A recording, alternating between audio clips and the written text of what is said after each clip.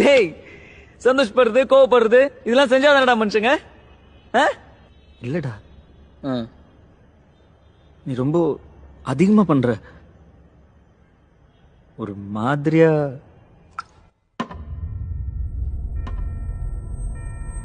என்ன லூசுங்கிறியா? இல்லடா, நான் அப்படி சொல்ல. நீ கொஞ்சம் அப்நார்மலா.